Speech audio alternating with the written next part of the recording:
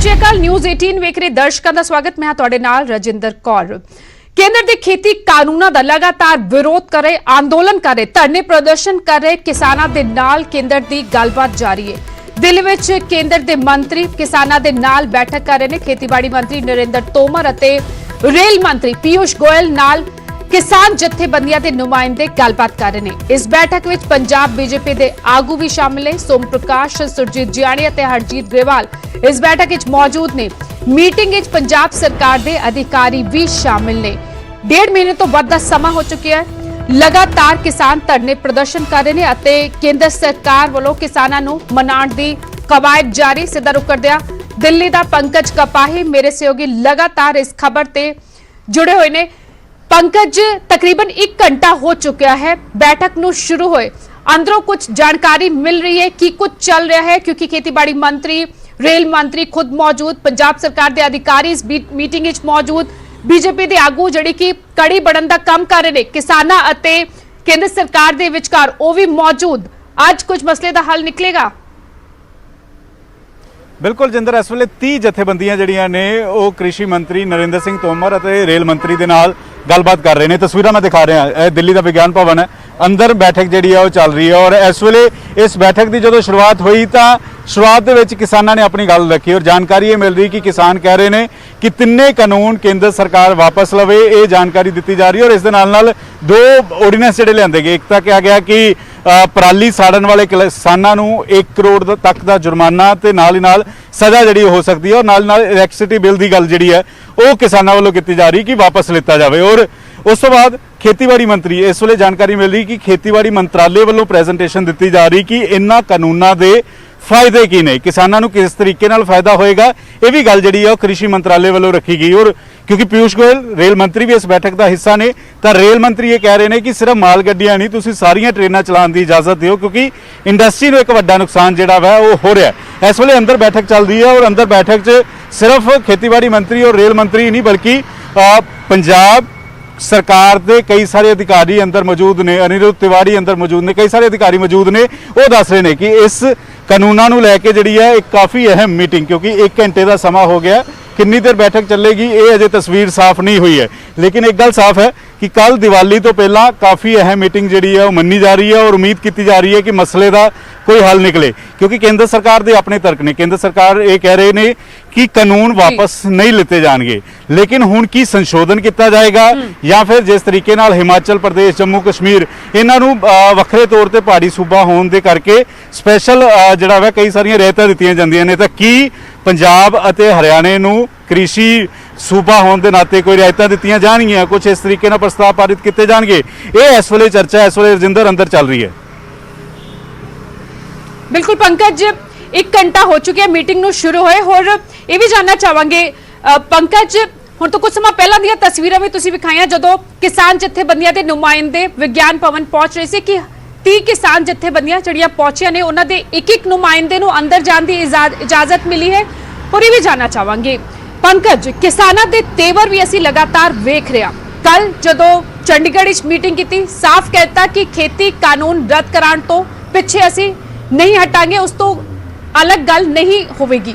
खेती कानून पहला केंद्र सरकार रद्द करे, उस तो बाद ही अगे कुछ होगा। और दूजे पासे साफ ये भी कहता है कि जे इस दे पिछे जे सरकार नहीं मननी तो आंदोलन भी किया जाएगा। 26 नवंबर को दिल्ली कूच करने की भी तैयारी और चेतावनी पहला ही जारी कर दी है किसानों ने। हाँ बिल्कुल जिंदर, किसानों ने ऐलान कर दिता है कि 26 तरीक को दिल्ली का घेराव किया जाएगा, लेकिन दिल्ली पुलिस वालों अनुमति नहीं दी गई। दिल्ली पुलिस ने अनुमति रद्द कर दी है, किसानों को किसी भी तरीके नाल दिल्ली च धरना लगाने की इजाजत जी है वो नहीं दी गई है। और दूजे पासे एक दो नुमाइंदे भी जोड़े ने जथेबंदियां दे गए ने, 30 के करीब जथेबंदियां ने, वो इस करके एक दिल्ली का विज्ञान भवन च 200 के करीब लोग जोड़े ने वो बैठ सकते हैं। और इस वजह करके ये खास तौर पर भवन चुनिया गया जिथे खुल के गलबात जी है तमाम जथेबंदियां की की जाए। और इस वे 2-3 अहम गल्लां ने, एक तो अंदर गलबात चल रही है कि किसान अपना धरना जिस तरीके नाल चल रहा है लेकिन ट्रेनों को चलाने की इजाजत जी है वो दी जाए। दूजे पासे केंद्र सरकार ने भी अपना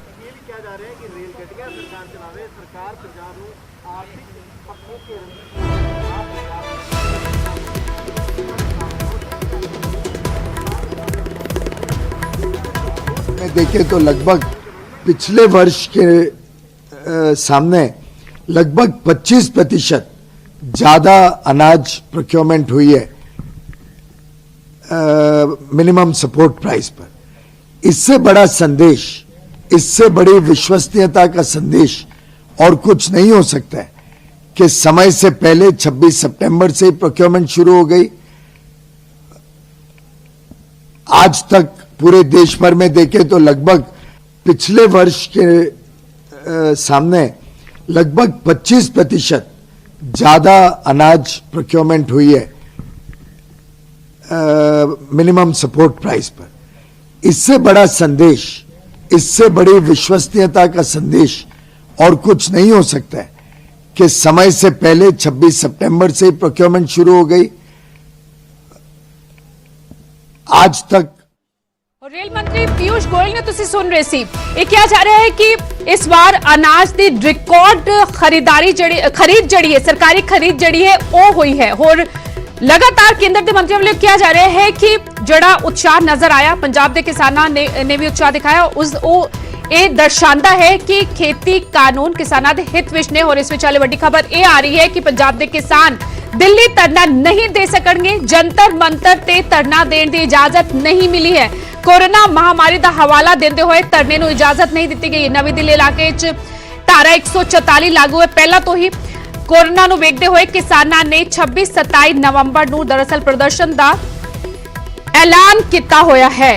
ਔਰ ਕੇਂਦਰ ਸਰਕਾਰ ਦੇ ਨਾਲ ਇੱਕ ਪਾਸੇ ਕਿਸਾਨਾਂ ਦੀ ਬੈਠਕ ਚੱਲ ਰਹੀ ਹੈ ਤਾਂ ਦੂਜੇ ਪਾਸੇ ਦਿੱਲੀ ਸਰਕਾਰ ਨੇ ਕਿਸਾਨਾਂ ਨੂੰ ਧਰਨੇ ਦੀ ਇਜਾਜ਼ਤ ਨਹੀਂ ਦਿੱਤੀ ਹੈ ਕਿਉਂਕਿ ਕਿਸਾਨਾਂ ਨੇ ਚੇਤਾਵਨੀ ਦਿੱਤੀ ਕਿ ਜੇ ਅੱਜ ਦੀ ਬੈਠਕ ਵਿੱਚ ਕੋਈ ਮਸਲੇ ਦਾ ਹੱਲ ਨਾ ਨਿਕਲਿਆ ਤਾਂ ਉਹ 26 ਨਵੰਬਰ ਨੂੰ ਦਿੱਲੀ ਕੂਚ ਕਰਨਗੇ। ਲੇਕਿਨ ਬਕਾਇਦਾ ਪੁਲਿਸ ਕਮਿਸ਼ਨਰ ਦੇ ਆਫਿਸ ਤੋਂ ਦਿੱਲੀ ਪੁਲਿਸ ਕਮਿਸ਼ਨਰ ਦੇ ਆਫਿਸ ਤੋਂ ਇਹ ਲੈਟਰ ਜਿਹੜਾ ਹੈ ਉਹ ਜਾਰੀ ਕੀਤਾ ਗਿਆ ਹੈ ਕਿਸਾਨਾਂ ਦੇ ਲਈ। ਔਰ ਇਸ ਵਿੱਚ ਸਾਫ਼ ਲਿਖਿਆ ਗਿਆ ਹੈ ਕਿ ਧਾਰਾ 144 ਲਾਗੂ ਹੈ। कोरोना ਨੂੰ ਵੇਖਦੇ ਹੋਏ ਅਤੇ ਕਿਸੇ ਤਰ੍ਹਾਂ ਦੇ ਧਰਨੇ ਪ੍ਰਦਰਸ਼ਨ ਦੀ ਇਜਾਜ਼ਤ ਨਹੀਂ ਦਿੱਤੀ ਜਾਂਦੀ। अर्शदीप अर्शी पंकज कपाही लगातार बड़े हुए दिल्ली तो और अर्शदीप अर्शी भी मेरे से होगी जुड़ चुकी है फोन लाइन पे। अर्शदीप की कुछ होर लिखा गया है इस पत्र जड़ा कि दिल्ली पुलिस कमिश्नर वालों जारी किया गया है किसाने दे लई। ਰਜਿੰਦਰ ਜਿਸ ਤਰ੍ਹਾਂ ਪਹਿਲਾਂ ਕਿਸਾਨਾਂ ਦੇ ਵੱਲੋਂ ਇਹ ਜਾਣਕਾਰੀ ਦਿੱਤੀ ਗਈ ਸੀ ਕਿ ਮਿਊਨਿਸਪਲ ਕਾਰਪੋਰੇਸ਼ਨ ਦੇ ਵੱਲੋਂ ਉਹਨਾਂ ਨੂੰ ਤੇ ਜਿਹੜਾ ਰਾਮਲੀਲਾ ਮੈਦਾਨ ਹੈਗਾ ਉੱਥੇ ਉਹਨਾਂ ਨੂੰ ਇਜਾਜ਼ਤ ਦਿੱਤੀ ਗਈ ਸੀ ਤੇ ਮਿਊਨਿਸਪਲ ਕਾਰਪੋਰੇਸ਼ਨ ਦੇ ਵੱਲੋਂ ਵੀ ਇਜਾਜ਼ਤ ਦੇ ਦਿੱਤੀ ਗਈ ਸੀ ਉਹਨਾਂ ਨੂੰ ਇਕੱਠੇ ਹੋਣ ਦੇ ਲਈ 26 ਤੇ 27 ਨਵੰਬਰ ਦਾ ਪੂਰੇ ਭਾਰਤ ਦੀਆਂ ਜਿਹੜੀਆਂ ਤਕਰੀਬਨ 350 ਜਥੇਬੰਦੀਆਂ ਨੇ ਇਹ ਉਲੀਕਿਆ ਸੀਗਾ ਜਿਹੜਾ ਧਰਨਾ ਸੀਗਾ ਕਿ ਦਿੱਲੀ ਵੱਲ ਨੂੰ ਉਹ ਕੂਚ ਕਰਨਗੇ। ਤੇ ਹੁਣ ਜਿਹੜਾ ਹੈਗਾ ਇੱਕ ਜਿਹੜਾ ਲੈਟਰ ਜਿਹੜਾ ਜਾਰੀ ਹੋਇਆ ਹੈਗਾ ਕਿਸਾਨ ਜਥੇਬੰਦੀਆਂ ਦੇ ਵੱਲੋਂ ਇਹ ਦੱਸਿਆ ਗਿਆ ਕਿ ਉਹਨਾਂ ਨੂੰ ਧਰਨੇ ਪ੍ਰਦਰਸ਼ਨ ਦੀ ਇਜਾਜ਼ਤ ਦੇਣ ਤੋਂ ਮਨਾ ਕੀਤਾ ਜਾ ਰਿਹਾ ਹੈ ਜਿੱਥੇ ਤਾਂ ਇੱਕ ਪਾਸੇ ਕੇਂਦਰ ਸਰਕਾਰ ਦੇ ਵੱਲੋਂ ਉਹਨਾਂ ਦੇ ਨਾਲ ਬੈਠਕ ਕੀਤੀ ਜਾ ਰਹੀ ਹੈ ਮਸਲੇ ਨੂੰ ਸੁਲਝਾਉਣ ਦੇ ਲਈ, ਦੂਜੇ ਪਾਸੇ ਇਸ ਕਿਸਮ ਦਾ ਲੈਟਰ ਉਹਨਾਂ ਦੇ ਕੋਲ ਆਇਆ ਹੈਗਾ ਕਿ ਜਿਹੜਾ deputy commissioner police new Delhi ਦੇ ਵੱਲੋਂ ਇਹ ਲੈਟਰ ਕੱਢਿਆ ਜਾਂਦਾ ਕਿ ਕੋਰੋਨਾ ਵਾਇਰਸ ਦੇ ਚੱਲਦੇ ਹੋਏ ਕਿਉਂਕਿ ਧਾਰਾ 144 ਲੱਗੀ ਹੋਈ ਹੈ ਇਸ ਕਰਕੇ ਕਿਸੇ ਵੀ ਤਰ੍ਹਾਂ ਦੀ ਕੋਈ ਗੈਦਰਿੰਗ ਕੋਈ ਚਾਹੇ ਉਹ ਪ੍ਰੋਟੈਸਟ ਹੋਵੇ ਚਾਹੇ ਕੋਈ ਕਲਚਰਲ ਗੈਦਰਿੰਗ ਹੋਵੇ ਕਿਸਾਨਾਂ ਦੀ ਕੀ ਪ੍ਰਤੀਕਿਰਿਆ ਰਹੀ अर्शदीप? ਕਿਸਾਨਾਂ ਦੇ ਵੱਲੋਂ ਇਸ ਗੱਲ ਦੀ ਬਿਲਕੁਲ ਨਿੰਦਾ ਕੀਤੀ ਜਾ ਰਹੀ ਹੈ ਰਜਿੰਦਰ। ਜਿਸ ਤਰੀਕੇ ਨਾਲ ਉਹਨਾਂ ਦਾ ਕਹਿਣਾ ਸੀਗਾ ਕਿ ਇੱਕ ਪਾਸੇ ਤਾਂ ਉਹਨਾਂ ਨੂੰ ਬੈਠਕ ਦੇ ਲਈ ਬੁਲਾਇਆ ਜਾ ਰਿਹਾ ਤੇ ਦੂਜੇ ਪਾਸੇ ਇਸ ਕਿਸਮ ਦਾ ਆਰਡਰ ਆ ਜਾਂਦਾ ਕਿ ਉਹਨਾਂ ਨੂੰ ਜਿਹੜਾ ਉਹਨਾਂ ਨੇ ਪਹਿਲਾਂ ਹੀ ਲਿਖਿਆ ਹੋਇਆ ਪ੍ਰੋਗਰਾਮ ਹੈਗਾ ਜਿਹੜਾ ਤਕਰੀਬਨ ਕਾਫੀ ਲੰਬੇ ਸਮੇਂ ਤੋਂ ਉਹਨਾਂ ਦੇ ਵੱਲੋਂ ਐਲਾਨ ਕਰ ਦਿੱਤਾ ਗਿਆ ਸੀਗਾ ਕਿ 26-27 ਨਵੰਬਰ ਨੂੰ ਉਹ ਦਿੱਲੀ ਵੱਲ ਨੂੰ ਕੂਚ ਕਰਨਗੇ, ਦਿੱਲੀ ਵਿੱਚ ਇਕੱਠੇ ਹੋਣਗੇ ਤੇ ਹੁਣ ਉਹਦੇ ਉੱਤੇ ਆਰਡਰ ਆ ਜਾਂਦਾ ਹੈ ਕਿ ਉਹ ਦਿੱਲੀ ਦੇ ਵਿੱਚ ਇਕੱਠੇ ਨਹੀਂ ਹੋ ਸਕਦੇ, ਧਰਨਾ ਨਹੀਂ ਕਰ ਸਕਦੇ ਤੇ ਸਪੈਸੀਫਿਕਲੀ ਲਿਖਿਆ ਗਿਆ ਕਿ 26 ਤੇ 27 ਨਵੰਬਰ ਨੂੰ ਜਿਹੜਾ ਤੁਸੀਂ ਪ੍ਰਦਰਸ਼ਨ ਜੰਤਰ ਮੰਤਰ ਦੇ ਉੱਤੇ ਕਰਨਾ ਹੈਗਾ ਜਿਹੜੀ ਗੈਦਰਿੰਗ ਕਰਨੀ ਹੈ ਉਹ ਅਲਾਉਡ ਨਹੀਂ ਹੈ। ਉਹਦੇ ਵਿੱਚ ਸਪੈਸੀਫਿਕਲੀ ਇਹ ਗੱਲ ਬੜੇ ਨਾਲ ਸਾਡੇ ਨਾਲ ਦਿੱਲੀ ਤੋਂ ਪੰਕਜ ਕਪਾਹੀ ਲਗਾਤਾਰ ਬੜੇ ਹੋਏ ਨੇ ਸਾਡੇ ਨਾਲ। ਪੰਕਜ, ਦਿੱਲੀ ਪੁਲਿਸ ਕਮਿਸ਼ਨਰ ਵੱਲੋਂ ਇੱਕ ਬਕਾਇਦਾ ਲੈਟਰ ਜਾਰੀ ਕੀਤਾ ਗਿਆ ਕਿਸਾਨਾਂ ਦੇ ਲਈ ਕਿ ਕਿਸ ਤਰ੍ਹਾਂ ਦੇ ਧਰਨੇ ਦੀ ਕੋਈ ਇਜਾਜ਼ਤ ਨਹੀਂ ਦਿੱਤੀ ਜਾਏਗੀ। 26-27 ਨਵੰਬਰ ਧਰਨੇ ਦੀ ਚੇਤਾਵਨੀ ਦਿੰਦੇ ਨਜ਼ਰ ਆਏ ਸਨ ਕਿਸਾਨ ਜਥੇਬੰਦੀਆਂ ਦੇ ਨੁਮਾਇੰਦੇ, ਲੇਕਿਨ ਧਰਨੇ ਪ੍ਰਦਰਸ਼ਨ ਦੀ इजाजत नहीं मिली है। एक पासे उन किसान ये कह रहे हैं कि नरम रवैया अपनाया गया है, केंद्र दे नाल गलबात हो रही है, लेकिन दूजे पासे उन्होंने धरने की इजाजत नहीं दी जा रही। बिल्कुल, क्योंकि दिल्ली पुलिस का यह तर्क है कि कल 24 घंटे के अंदर अंदर 104 मौतां दिल्ली दे विच कोरोना करके हुई ने और दिल्ली दे विच दूसरी लहर जिहड़ी है कोरोना की आ रही है। रोज़ाना 10,000 तो ज़्यादा केस जिहड़े ने वो सामने आ रहे हैं। तो अजिहे च इस करके भी चिंता वध रही है कि अगर हज़ारां की तादाद च दिल्ली किसान कूच करनगे ਤਾਂ ਖਤਰਾ ਹੋਰ ਜ਼ਿਆਦਾ ਕਰੋਨਾ ਦਾ ਜਿਹੜਾ ਉਹ ਵੱਧ ਸਕਦਾ, ਕਿਉਂਕਿ ਦਿੱਲੀ ਸਰਕਾਰ ਤਾਂ ਇਹ ਵਿਚਾਰ ਕਰ ਰਹੀ ਕਿ ਦੀਵਾਲੀ ਤੋਂ ਬਾਅਦ ਬਾਜ਼ਾਰ ਵੀ ਜਿਹੜੇ ਨੇ ਉਹ ਬੰਦ ਕਰ ਦਿੱਤੇ ਜਾਣ। ਤਾਂ ਅਜਿਹੇ 'ਚ ਇਸ ਕਰਕੇ ਦਿੱਲੀ ਪੁਲਿਸ ਵੱਲੋਂ ਵੀ ਇਹ ਫੈਸਲਾ ਲਿੱਤਾ ਗਿਆ। ਹਾਲਾਂਕਿ ਕਿਸਾਨ ਇਹ ਕਹਿ ਰਹੇ ਨੇ ਕਿ ਅਗਰ ਬਿਹਾਰ ਦੇ ਵਿੱਚ ਚੋਣਾਂ ਹੋ ਸਕਦੀਆਂ, ਉਦੋਂ ਰੈਲੀਆਂ ਵਰਗੇ ਵੱਡੇ ਵੱਡੇ ਇਕੱਠ ਹੋ ਸਕਦੇ ਨੇ, ਤਾਂ ਕਿਸਾਨਾਂ ਨੂੰ ਧਰਨਾ ਲਗਾਉਣ ਦੀ ਇਜਾਜ਼ਤ ਕਿਉਂ ਨਹੀਂ ਦਿੱਤੀ ਗਈ?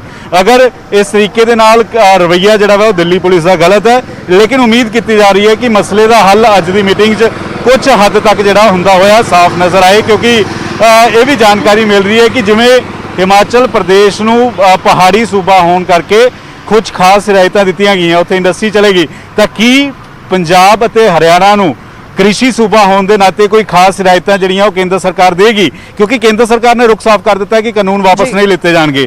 ਕਿਸਾਨ ਇਹ ਕਹਿ ਰਹੇ ਨੇ ਕਿ ਤਿੰਨੋਂ ਕਾਨੂੰਨ ਜਿਹੜੇ ਨੇ ਉਹ ਵਾਪਸ ਲਿੱਤੇ ਜਾਣ। ਤਾਂ ਅਜਿਹੇ 'ਚ ਜਾਣਕਾਰੀ ਇਹ ਮਿਲ ਰਹੀ ਹੈ ਕਿ ਕੀ ਕੁਝ ਖਾਸ ਰਿਆਇਤਾਂ ਪੰਜਾਬ ਅਤੇ ਹਰਿਆਣਾ ਦੇ ਕਿਸਾਨਾਂ ਨੂੰ ਦਿੱਤੀਆਂ ਜਾਣਗੀਆਂ, ਕਿਉਂਕਿ ਇਹ ਜਿਹੜੇ ਕੇਂਦਰ ਦੇ ਕਾਨੂੰਨ ਆ ਇਹ ਪੂਰੇ ਦੇਸ਼ ਦੇ ਲਈ ਕਾਨੂੰਨ ਹੈ, ਲੇਕਿਨ ਮੀਟਿੰਗ ਦਾ ਸੱਦਾ ਜਿਹੜਾ ਵਾ ਉਹ ਪੰਜਾਬ ਦੀਆਂ 30 ਜਥੇਬੰਦੀਆਂ ਨੂੰ ਦਿੱਤਾ ਗਿਆ। ਬਾਕੀ ਹੋਰ ਸੂਬੇ 'ਚ ਕਿਸੇ ਦੇ ਨਾਲ ਕੇਂਦਰ ਸਰਕਾਰ ਜੋ ਹੈ ਕਿਸਾਨਾਂ ਨਾਲ ਮੀਟਿੰਗ ਨਹੀਂ ਕਰ ਰਹੀ। ਤਾਂ ਅਜਿਹੇ 'ਚ ਪੰਜਾਬ ਅਤੇ ਹਰਿਆਣਾ ਕਿੰਨਾ ਅਹਿਮ ਹੈ ਇਸ ਕਰਕੇ ਵੀ ਮੰਨਿਆ ਜਾ ਰਿਹਾ, ਕਿਉਂਕਿ ਸਿਰਫ ਪੰਜਾਬ ਨੂੰ ਇਹ ਮੀਟਿੰਗ ਦੀ ਮਨਜ਼ੂਰੀ ਦਿੱਤੀ ਗਈ, ਪੰਜਾਬ ਦੇ ਕਿਸਾਨਾਂ ਦੇ ਨਾਲ ਮੀਟਿੰਗ ਜਿਹੜੀ ਉਹ ਕੀਤੀ ਜਾ ਰਹੀ ਹੈ। ਔਰ ਕੀ ਆਉਣ ਵਾਲੇ ਸਮੇਂ 'ਚ ਪੰਜਾਬ ਅਤੇ ਹਰਿਆਣਾ ਦੇ ਕਿਸਾਨਾਂ ਨੂੰ ਕੁਝ ਖਾਸ ਰਿਆਇਤਾਂ ਕ੍ਰਿਸ਼ੀ ਸੂਬਾ ਹੋਣ ਦੇ ਨਾਤੇ ਦਿੱਤੀਆਂ ਜਾਣਗੀਆਂ, ਇਹ ਵੀ ਇਸ ਵੇਲੇ ਚਰਚਾ ਦਾ ਵਿਸ਼ਾ ਬਣਿਆ ਹੋਇਆ ਹੈ। ਰਜਿੰਦਰ, ਪੰਕਜ, ਅਸੀਂ ਲਗਾਤਾਰ ਕੇਂਦਰ ਦੇ ਮੰਤਰੀਆਂ ਨੂੰ ਵੀ ਸੁਣ ਰਹੇ ਹਾਂ। ਹੁਣ ਤੋਂ ਕੁਝ ਸਮਾਂ ਪਹਿਲਾਂ ਰੇਲ ਮੰਤਰੀ ਦਾ ਇਸ ਮੀਟਿੰਗ ਤੋਂ ਪਹਿਲਾਂ ਵੀ ਬਿਆਨ ਆਇਆ ਕਿ ਜਿਹੜੀ ਝੋਨੇ ਦੀ ਪ੍ਰੋਕਿਊਰਮੈਂਟ ਹੋਈ ਹੈ, ਸਰਕਾਰੀ ਖਰੀਦ ਹੋਈ ਹੈ, ਉਸ ਵਿੱਚ ਇਜ਼ਾਫਾ ਹੋਇਆ। ਔਰ ਇਹ ਕਹਿੰਦੇ ਹੋਏ ਲਗਾਤਾਰ ਖੇਤੀ ਕਾਨੂੰਨਾਂ ਨੂੰ ਕਿਸਾਨਾਂ ਦੇ ਹਿੱਤ ਵਿੱਚ ਦੱਸਿਆ ਜਾ ਰਿਹਾ ਹੈ। ਇਸ ਤੋਂ ਪਹਿਲਾਂ ਵੀ ਅਸੀਂ ਲਗਾਤਾਰ ਕੇਂਦਰੀ ਮੰਤਰੀਆਂ ਦੇ ਬਿਆਨ ਸੁਣ ਰਹੇ ਸੀ, ਕੁਝ ਅਜਿਹੇ ਬਿਆਨ ਆ ਰਹੇ ਨੇ, ਲੇਕਿਨ ਕਿਸਾਨ ਹੁਣ ਇਹ ਕਹਿ ਰਹੇ ਨੇ ਕਿ ਸਰਕਾਰੀ ਖਰੀਦ ਅਤੇ ਐਮਐਸਪੀ ਯਕੀਨੀ ਬਣਾਈ ਜਾਏ, ਇਸ ਦਾ ਕਾਨੂੰਨੀ ਹੱਕ ਦਿੱਤਾ ਜਾਏ। ਇਸ ਮੰਗ ਨੂੰ ਲੈ ਕੇ ਹੁਣ ਮੀਟਿੰਗ ਵਿੱਚ ਪਹੁੰਚੇ ਨੇ, ਲੇਕਿਨ ਉਸ ਤੋਂ ਪਹਿਲਾਂ ਜਿਹੜੇ ਬਿਆਨ ਆ ਰਹੇ ਨੇ ਲਗਾਤਾਰ ਕੇਂਦਰੀ ਮੰਤਰੀ, ਬੀਜੇਪੀ ਦੇ ਆਗੂ ਕੇਂਦਰ ਦੇ ਖੇਤੀ ਕਾਨੂੰਨਾਂ ਨੂੰ ਕਿਸਾਨਾਂ ਦੇ ਹਿੱਤ ਵਿੱਚ ਦੱਸਦੇ ਨਜ਼ਰ ਆ ਰਹੇ ਨੇ। ਬਿਲਕੁਲ ਰਜਿੰਦਰ, ਬਿਲਕੁਲ ਇਸ ਵੇਲੇ ਜੋ ਪਿਊਸ਼ ਗੋਇਲ ਦੀ ਸਟੇਟਮੈਂਟ ਆਈ ਜਾਂ ਫਿਰ ਬਾਕੀ ਭਾਜਪਾ ਆਗੂਆਂ ਦੀ ਸਟੇਟਮੈਂਟ ਆ ਰਹੀ, ਲਗਾਤਾਰ ਇਹ ਕੇਂਦਰ ਦੇ ਮੰਤਰੀਆਂ ਵੱਲੋਂ, ਭਾਜਪਾ ਆਗੂਆਂ ਵੱਲੋਂ ਕਿਹਾ ਜਾ ਰਿਹਾ ਹੈ ਕਿ ਇੱਕ ਦਾਣਾ ਜਿਹੜਾ ਵਾ ਪੰਜਾਬ ਅਤੇ ਹਰਿਆਣਾ ਦੀਆਂ ਮੰਡੀਆਂ 'ਚੋਂ ਚੁੱਕਿਆ ਜਾ ਰਿਹਾ ਹੈ।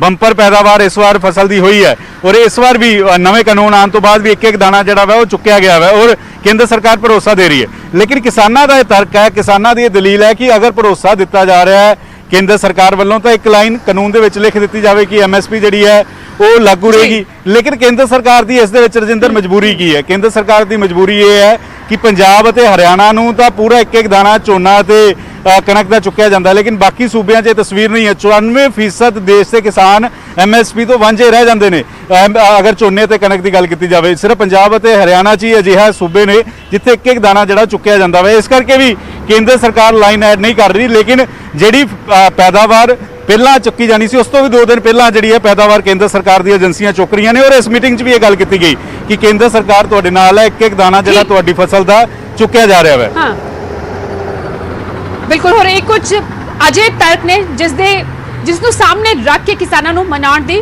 ਕਵਾਇਦ ਚੱਲ ਰਹੀ ਹੈ। ਠੀਕ ਹੈ ਪੰਕਜ, ਤੁਹਾਡੇ ਕੋਲ ਵਾਪਸ ਆਵਾਂਗੇ, ਸ਼ੁਕਰੀਆ ਫਿਲਹਾਲ। ਹੋਰ ਸ਼ੁਕਰੀਆ ਅਰਸ਼ਦੀਪ, ਤੁਸੀਂ ਵੀ ਜਿਹੜੀ ਜਾਣਕਾਰੀ ਦਿੱਤੀ ਕਿ ਕਿਸਾਨਾਂ ਨੂੰ ਕੇਂਦਰ ਸਰਕਾਰ ਵੱਲੋਂ, ਦਿੱਲੀ ਸਰਕਾਰ ਵੱਲੋਂ ਜਿਹੜੀ ਹੈ ਉਹ ਦਿੱਲੀ ਪੁਲਿਸ ਵੱਲੋਂ ਧਰਨੇ ਦੀ ਇਜਾਜ਼ਤ ਨਹੀਂ ਮਿਲੀ ਹੈ। ਦਿੱਲੀ ਪੁਲਿਸ ਕਮਿਸ਼ਨਰ ਵੱਲੋਂ ਬਕਾਇਦਾ ਇੱਕ ਲੈਟਰ ਜਾਰੀ ਕੀਤਾ ਗਿਆ ਹੈ ਕਿਸਾਨਾਂ ਨੂੰ ਕਿ 24 ਅਤੇ 27 ਸਤੰਬਰ ਨੂੰ ਕਿਸੇ ਤਰ੍ਹਾਂ ਦਾ ਕੋਈ ਧਰਨਾ ਨਾ ਲਾਇਆ ਜਾਏ, ਕਿਉਂਕਿ ਕੋਰੋਨਾ ਮਹਾਮਾਰੀ ਫੈਲੀ ਹੋਈ ਹੈ। ਇਸ ਵਿਚਾਲੇ ਕੇਂਦਰ ਸਰਕਾਰ ਦੇ ਨੁਮਾਇੰਦਿਆਂ ਦੇ ਨਾਲ, ਕੇਂਦਰੀ ਮੰਤਰੀਆਂ ਦੇ ਨਾਲ ਕਿਸਾਨਾਂ ਦੀ ਬੈਠਕ ਜਾਰੀ 1 ਘੰਟੇ ਤੋਂ ਵੱਧ ਦਾ ਸਮਾਂ ਹੋ ਚੁੱਕਿਆ ਹੈ।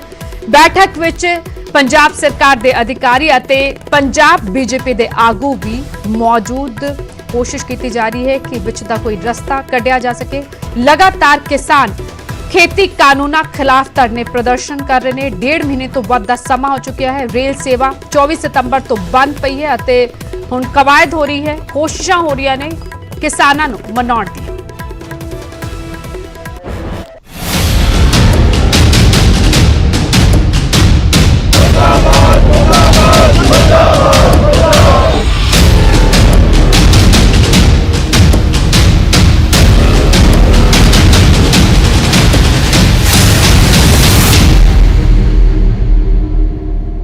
ਅਗਲੀ ਅਹਿਮ ਖਬਰ ਦਾ ਰੁਖ ਕਰਦੇ ਹਾਂ। ਇੱਕ ਵਾਰ ਫਿਰ ਤੋਂ ਵਿਧਾਨ ਸਭਾ 'ਚ ਹਿੱਸੇ ਦਾ ਮਾਮਲਾ ਛਿੜ ਗਿਆ।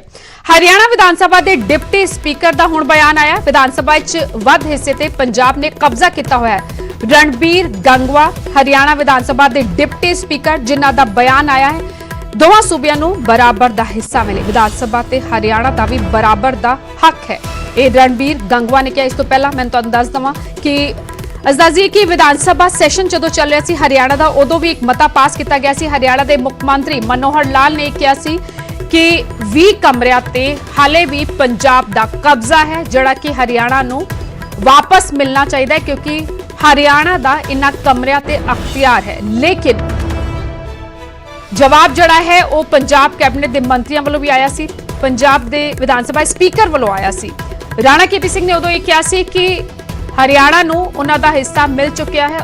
ਜਦੋਂ ਵੱਖ ਹੋਇਆ ਸੀ ਹਰਿਆਣਾ, ਉਦੋਂ ਹੀ ਹਿੱਸਾ ਦਿੱਤਾ ਗਿਆ ਤੇ ਹੁਣ ਕੋਈ ਹਿੱਸਾ ਨਹੀਂ ਬਣਦਾ ਹਰਿਆਣੇ ਦਾ। ਲੇਕਿਨ ਇੱਕ ਵਾਰ ਫਿਰ ਹਰਿਆਣਾ ਵਿਧਾਨ ਸਭਾ ਦੇ ਡਿਪਟੀ ਸਪੀਕਰ ਰਣਬੀਰ ਗੰਗਵਾ ਦਾ ਬਿਆਨ ਕਿ ਵਿਧਾਨ ਸਭਾ 'ਚ ਵੱਧ ਹਿੱਸੇ ਤੇ ਪੰਜਾਬ ਦਾ ਕਬਜ਼ਾ ਹੈ। अंदर भी हमारा हिस्सा 60-40 का था, जो कि लेकिन अब तक जब से हरियाणा प्रदेश बढ़ा तब से लेकर अब तक हमें 40% पूरा हिस्सा मिला नहीं था। विधानसभा के जो स्पेस है उसके अंदर भी 20 कमरे ऐसे हैं कि आज भी वो पंजाब विधानसभा के अंडर है, वो खाली नहीं हुए थे। उसके लिए भी हमने सर्वसम्मति से अभी इसी विधानसभा के अंदर रेजुलेशन ਰਾਜਪੁਰਾ 'ਚ ਆਵਾਰਾ ਜਾਨਵਰਾਂ ਦਾ ਕਹਿਰ ਵੇਖਣ ਨੂੰ ਮਿਲ ਰਿਹਾ ਹੈ। ਸੜਕ ਵਿਚਾਲੇ ਅੱਜ ਸਵੇਰੇ ਦੋ ਸਾਨ ਆਪਸ ਵਿੱਚ ਭਿੜ ਗਏ ਅਤੇ ਉਸ ਤੋਂ ਬਾਅਦ ਜੋ ਦਹਿਸ਼ਤ ਫੈਲੀ ਉਸ ਦੀਆਂ ਤਸਵੀਰਾਂ ਵੀ ਤੁਹਾਡੇ ਸਾਹਮਣੇ। ਦੁਕਾਨਾਂ ਨੂੰ ਨੁਕਸਾਨ ਪਹੁੰਚਾਇਆ, ਆਵਾਜਾਈ ਪ੍ਰਭਾਵਿਤ ਹੋਈ। ਹੋਰ ਪ੍ਰਸ਼ਾਸਨ ਆਵਾਰਾ ਪਸ਼ੂਆਂ ਦੀ ਸਮੱਸਿਆ ਦਾ ਹੱਲ ਕੱਢੇ। ਲਗਾਤਾਰ ਸਥਾਨਕ ਲੋਕ ਇਹ ਮੰਗ ਕਰ ਰਹੇ ਨੇ। ਇਸ ਵਿਚਾਲੇ ਅੱਜ ਸਵੇਰੇ ਦੀਆਂ ਤਸਵੀਰਾਂ ਕਿਸ ਤਰ੍ਹਾਂ ਦੋ ਸਾਨ ਆਪਸ ਵਿੱਚ ਭਿੜ ਗਏ ਅਤੇ ਉਸ ਤੋਂ ਬਾਅਦ ਦੁਕਾਨਾਂ ਨੂੰ ਤਾਂ ਨੁਕਸਾਨ ਪਹੁੰਚਾਇਆ ਹੀ, ਨੇੜੇ ਹੀ ਐਕਟਿਵਾ ਤੇ ਮੋਟਰਸਾਈਕਲ ਖੜੀ ਸੀ ਉਸ ਨੂੰ ਵੀ ਤੋੜ ਦਿੱਤਾ ਗਿਆ। ਇਸ ਬੁਲਟਨ ਵਿੱਚ ਫਿਲਹਾਲ ਨਹੀਂ, ਛੋਟੇ ਜਿਹੇ ਬ੍ਰੇਕ ਤੋਂ ਬਾਅਦ ਵੀ ਖਬਰਾਂ ਦਾ ਸਿਲਸਿਲਾ ਜਾਰੀ। ਇਹਨਾਂ ਖਬਰਾਂ ਦੇ ਸਹਿ ਪ੍ਰਾਯੋਜਕ ਨੇ